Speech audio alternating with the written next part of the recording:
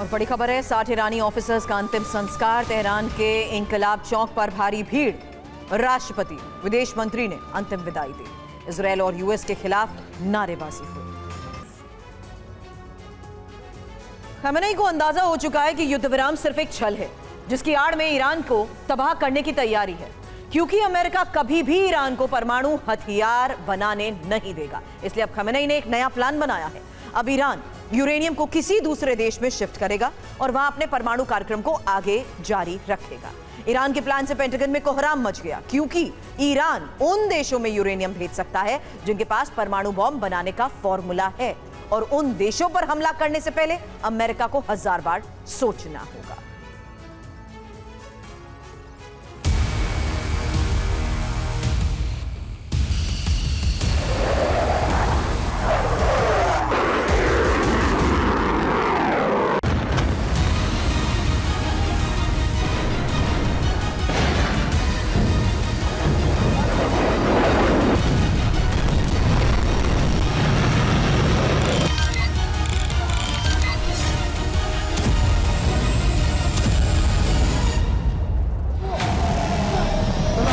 इतनी तबाही का अंजाम क्या हुआ? इतने हमलों का अंजाम क्या हुआ?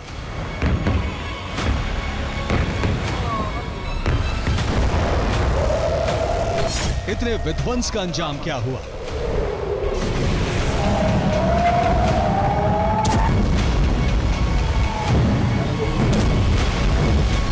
आखिर युद्ध का अंजाम क्या हुआ?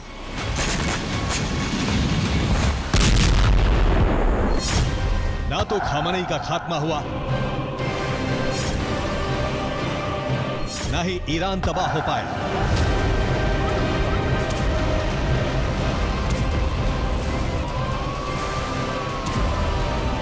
ना ही एटमी सेंटर ध्वस्त हो पाए।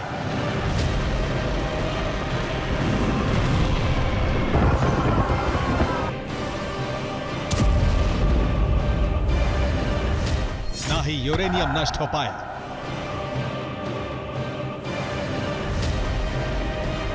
ना ही ईरान का परमाणु प्रोग्राम रुक पाया।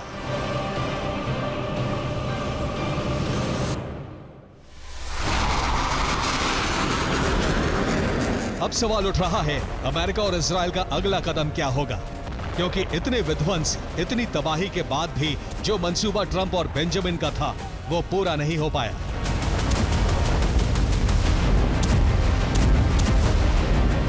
उल्टा खमेनेई ने इस जंग को जीता हुआ करार दिया है। युद्ध विराम को वो इजरायल की हार बता रहे हैं, जबकि इजरायल पर फिर से हमले की धमकी दे डाली है।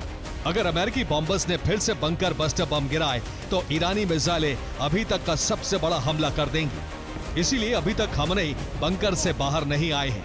वो जानते हैं कि युद्ध विराम एक ट्रैप है। अब खमेनेई ने एक बड़ा फैसला लिया है, जिससे मोसाद की नींद उड़ गई है और पेंटागन के पैरों तले जमीन खिसक गई है। अगर ईरान अपने मकसद में कामयाब रहा तो अरब को फिर से सुलगने से कोई नहीं रोक सकता है।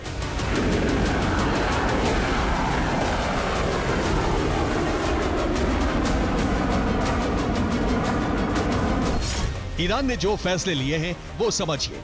पहला फैसला है कि ईरान अपना परमाणु कार्यक्रम दोबारा शुरू करेगा। दूसरा फैसला है ईरान न्यूक्लियर साइट को ठीक करा रहा है। तीसरा फैसला है ईरान मिसाइलों का प्रोडक्शन किसी दूसरे देश में करेगा। चौथा और सबसे बड़ा फैसला है ईरान यूरेनियम को किसी दूसरे देश में शिफ्ट करेगा, जिससे परमाणु कार्यक्रम जारी रहे और ईरान परमाणु बम बना पाए। ऐसा इसलिए भी है कि हमले में ईरानी एटमी सेंटर को इतना नुकसान पहुंचा है कि वो तुरंत यूरेनियम संवर्धन शुरू नहीं कर सकता है। तुर्की ने बयान देकर इसकी पुष्टि की है। तुर्की की तरफ से कहा गया है ईरान के एटमी सेंटर अब काम के लायक नहीं बचे हैं, जबकि ट्रंप ने कहा है उनके बॉम्बर्स ने ईरानी परमाणु ठिकानों को तबाह कर दिया है। जबकि बेंजामिन की तरफ से कहा गया है ऑपरेशन कामयाब रहा है। दावे कुछ भी हो, लेकिन ईरान के लिए फैसले बता रहे हैं कि वो कुछ बहुत बड़ा करने जा रहा है, जिसे लेकर अमेरिका भी परेशान हो उठा है। दावा किया जा रहा है कि ईरान के पास 408 किलो यूरेनियम है, जिससे वो शिफ्ट करके परमाणु प्रोग्राम शुरू करेगा। जबकि IAEA पहले ही कह चुका है कि ईरान परमाणु बम बनाने के बेहद करीब पहुंच चुका था। शायद इसीलिए ईरान को काबू में करने के लिए अमेरिका को फ्रंट लाइन पर आकर हमले करने पड़े।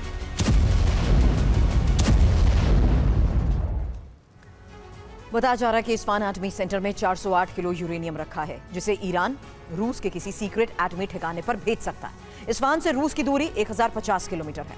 रूस के पास सबसे ज्यादा परमाणु बम है और अपने फॉर्मूले से ईरान की मदद कर सकता है। यमन में भी सर्वविदित यूरेनियम भेज सकता है। यमन की ईरान से दूरी 2000 किलोमीटर की है, जहां यूरेनियम की सुरक्षा ईरानी प्रॉक्सी गुट हुती करेगा।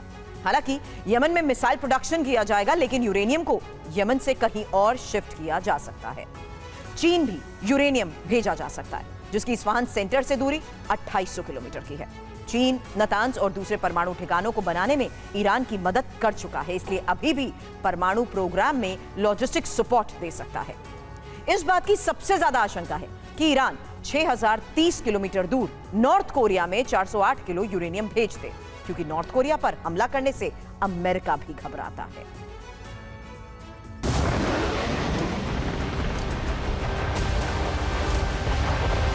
ईरान के इस कदम से ट्रंप का पारा बढ़ सकता है।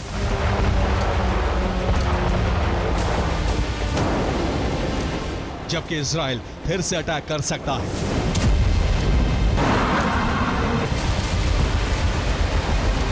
हालांकि अभी युद्ध विराम हुआ है, लेकिन आगे करार के लिए अमेरिका ईरान में बातचीत होनी है।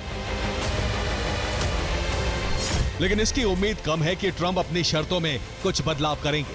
ट्रंप ने ईरान के सामने करार की जो शर्तें लगाई थीं, ईरान को परमाणु कार्यक्रम पूरी तरह बंद करना होगा, ईरान को यूरेनियम संवर्धन पूरी तरह रोकना होगा, ईरान को एटमी साइट की जांच करानी होगी, ईरान को IAEA टीम को पूरा सहयोग करना होगा, ईरान को सिर्फ न्यूक्लियर पावर प्लांट की मंजूरी मिलेगी।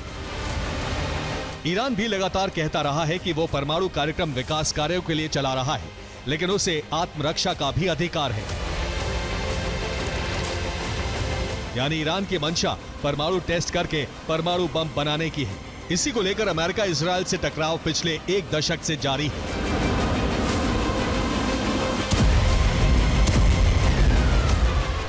मोसाद का इनपुट है कि ईरान टैक्टिकल परमाणु बम बनाकर प्रॉक्सी गुटों को दे सकता है, जो इजराइल में कई फ्रंट से तबाही मचा सकते हैं।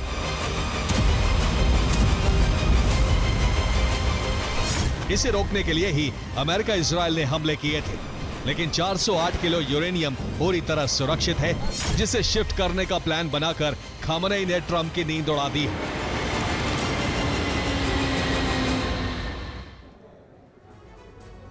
अब सवाल उठ रहा है, कहां रखा जाएगा ईरान का यूरेनियम?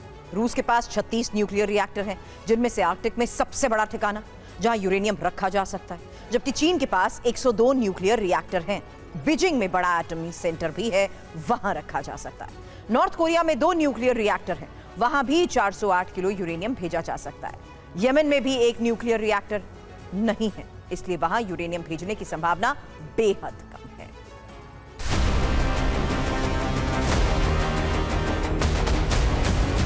ईरान ने फैसला कर लिया है कि वो किसी देश में यूरेनियम शिफ्ट करेगा और यमन में मिसाइलों का प्रोडक्शन करेगा, और इसका ऐलान UN में ईरानी राजनयिक आमिर सईद इरावानी ने किया है।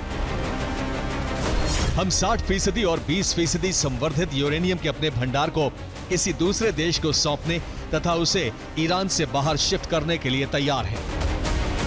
हालांकि ईरान ने यह नहीं बताया कि वो ऐसा क्यों कर रहा है। क्या ये करार होगा या फिर ईरान दूसरे देश में परमाणु बम बनाएगा? ईरान बेहद तेजी से इस पर काम कर रहा है। दावा किया जा रहा है कि ईरान ने अमेरिका के हमले से पहले ही एनरिच्ड यूरेनियम को फोर्दो नातांज से शिफ्ट करके किसी सीक्रेट बंकर में रख दिया था।